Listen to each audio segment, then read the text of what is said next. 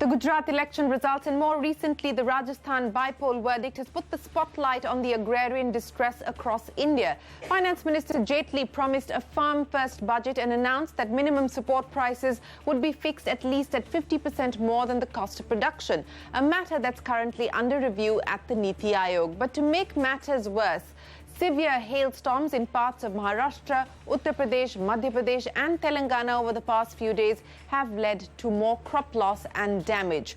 Cultivation of pulses, fruits, wheat, cotton and edible oil have been severely impacted. Maharashtra, in fact, is the worst hit, with as many as 11 districts hit by unseasonal weather. Meanwhile, Prime Minister Narendra Modi has called for a high-level meeting which will be attended by agriculture experts, economists, academicians and policymakers later this week to discuss ways of solving the problems that plague the agriculture sector. The meeting is scheduled on the 18th and 19th of the month and will also discuss methods to try and double farmer income by 2022, as has been promised by the government. So we thought we would get experts together to chart out an action agenda ahead of that meeting called by Prime Minister Narendra Modi. Joining me now to discuss this further, Yogendra Alag, economist and former chairman of the Institute of Rural Management, Anand; Siraj Hussain, former Agriculture Secretary; P. Chengal Reddy, Secretary General of the Consortium of Indian Farmers Association; Avik Saha, leader of Swaraj Abhiyan; CNBC TV 18's Manisha Gupta also here with us. Gentlemen, appreciate you joining us here on the show. Mr. Chengal Reddy, if I could start by asking you, sir, help us understand what the unseasonal rain and the hailstorm has meant in terms of crop damage. How much worse is this going to make the agrarian distress? So you must understand, crop loss in particular area of this country is a major issue. It's not. I mean, what we expect governments to understand, what you media has to do is, today, why is that the crisis has become so serious? See, you are talking as if in this 20-30 districts, crop damage will lead to suicides. No, it has nothing to do. Let me tell you, make it very clear. I would straight away go to the issue of Prime Minister holding consultations and trying to resolve the issue. As you rightly observed, the Rajasthan and Gujarat elections has given him a shock. Now here is a situation where in about 8 to 10 months' time, the Prime Minister has to come out with some solutions. Now, through the media, you see, of course, his so-called consultations with the high-level experts, whether the politicians or God knows who they are. But the reality is, the sector's problems are there, political problems are there. The question is whether Mr. Modi will be able to resolve. As far as this hailstorm is, it has been happening, both drought, floods every year, and there was no response for the last, for decades. They were never solved in time, and I don't think they will be able to solve in a day. Mr. Chengal Reddy. Yes, Mr. Chengal Reddy, I'm not trying to take away from the.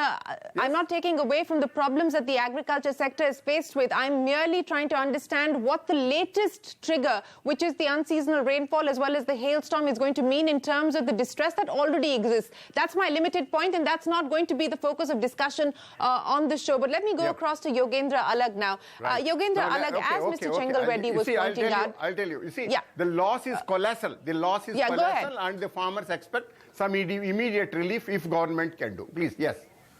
Yes, Yogendra, you can go ahead. Okay. Just before I move to Yogendra Alag, can you give me a sense of, you say the loss is colossal and you would require immediate intervention from the government. Can you elaborate on that, sir, before we move forward? Let me explain. You see, the crop is something which is over a period of 4 to 5 months duration.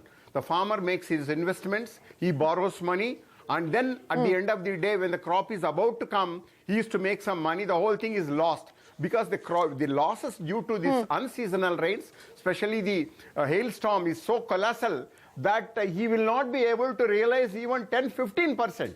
So that means the entire investment is lost, his entire labor is lost, his expected income is lost. So he's virtually broken, he's broke. Is broke. Every farmer who is affected is virtually destroyed. I mean, that's the word I can at best use. And my suggestion to government is, can you take this opportunity and come out with a relief in about 15 days' time? The answer is very simple. Let me tell you. You see, you have today a remote sensing system across the country, so very efficient, used by defense, Tom, Dick and Harry. Why don't you just use it for farmers, give that so-called relief, let us say in about a month's time, see that the money is credited to farmers' bank account, so that once again he can start agricultural operations. That's it. Otherwise, it goes on and on again and again. It's a repetition, and it makes no difference. Yeah. Fair point. Right. Fair point. You're saying that immediate intervention will be required, immediate relief will be required. But let me go across to Yogendra Alag now. Mr. Alag, outside of the problem that we just talked about there with Mr. Chengal Reddy, Mr. Chengal Reddy, I'll come back to you, sir. Mr. Alag, you wanted to make a point on the issue that was just touched upon there by Mr. Chengal Reddy. And I also want to talk about now the other pressing matter, because I would imagine at this meeting that the Prime Minister has called on the 18th and 19th, which seems to be an effort to crowdsource best ideas to try and address the agrarian distress, the issue of the MSP, the promise that was made in the budget where we still don't have clarity on how the government proposes to go about it, I would imagine that that would be an issue that will get priority. Your thoughts, Mr. Alag? Well, you see, the point is that if you are talking about something like crop insurance, which is something which happens when you have a disaster, then please remember that at present crop insurance in India is still not for the farmer. It is basically to guarantee the crop loans which have been given by the banking system. We don't as yet have a proper crop insurance system, because really the risks in Indian agriculture are still quite high. A lot of it is rain-fed agriculture. We don't charge the premia, and the government doesn't really give the kind of subsidy with which insurance companies really get into this in a very big way.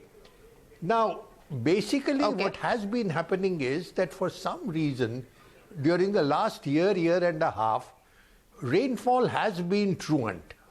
Average rainfall is okay, but a delayed rainfall, for example, last year means that you don't grow your ideal crop. You don't grow, if you're in Madhya Pradesh, you don't grow the durum wheat or something like that, or an oilseed which you prefer. Right. But you are pushed into pulses. Now the government will then say, oh, pulses is what we want. But the poor farmer, he's getting into a second crop. He's not getting the return that he wants.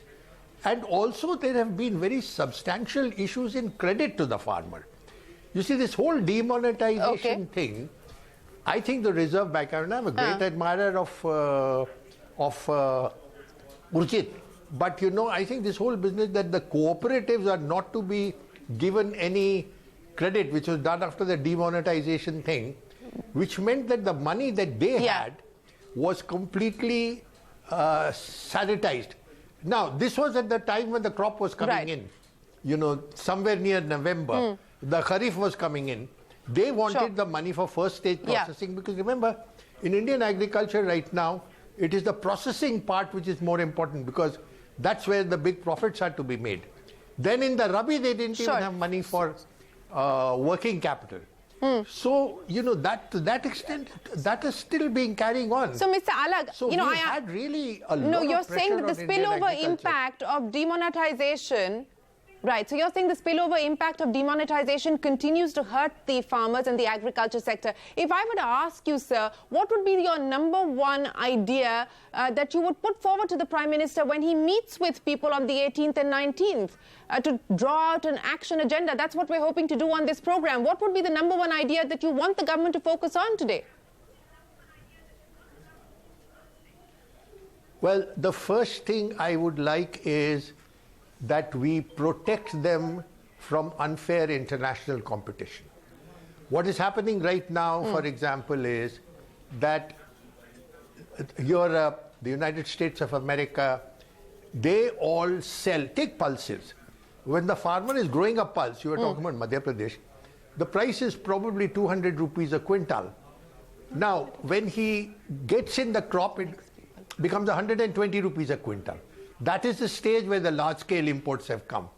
Even about 3 weeks ago, we were allowing free import of pulses. It's fellows like me who made a stink, wrote articles saying, listen, protect the man.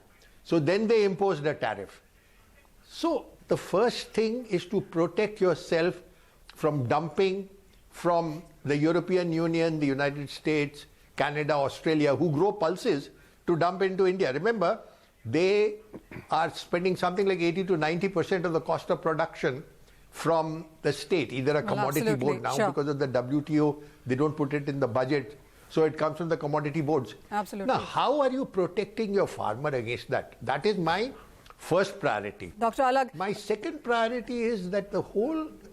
Yeah. Dr. Alag, I just want to narrow this whole conversation. As Shireen has been saying, we are trying to take priority, major points from all of you experts here. So just to put it out, Shireen, really, because the meeting is on 18th and 19th, and on 20th, between 2:30 to 4:30 is when the PM will reside over. There are 7 subcommittees. 7-point agenda is what the PM is looking to put out after this meeting. So, Mr. Hussain, my question is to you, really, because these 7 subcommittees will be looking at input costs, export promotion, waste to wealth, and we also are looking at stuff like value chains, startups, marketing, volatility of prices, market stabilization. So when all of these 7 subcommittees are talking on, discussing, deliberating all of these subjects, what according to you really is going to be of most importance? I think the most important agenda before the government will be the operationalization of the MSP, which will be declared by the government for Kharif crops. Now, the finance minister has said that the government will provide 50% profit over A2 plus FL, because the debate on C2 is now over. The finance minister has clearly meant that it is A2 plus FL and 50% return over that. Now, what is going to happen is that the MSP of several Kharif crops are going to rise substantially. For example, the MSP of cotton is going to rise by about 900 rupees. That is about 22%. So what will happen to the cotton crop as a commodity? What will be the position of textile industry in India? And similar situation exists for several other crops. So the major challenge before the government will be to honor the promise made by the finance minister, and then to ensure that farmers actually receive the MSP, which is extremely difficult. You know, physical procurement is almost impossible for all crops, and price deficiency payment, we have seen the problems in Madhya Pradesh. The Telangana model, of course, is before us. So I hope that the Honorable Prime Minister will take a briefing, and then he will decide what is to be done now. Okay. Gentlemen, on that note, we want to take a very quick break, but it's important, the point that you raised on the MSP, that it's A2 plus FL and it's not 50% over C2, which was the expectation when that budget promise was made. How effective is this going to be, and what are the other ideas that the government must focus on at the meeting the Prime Minister hosts on the 18th and 19th? That when we return on What's Ailing Rural India.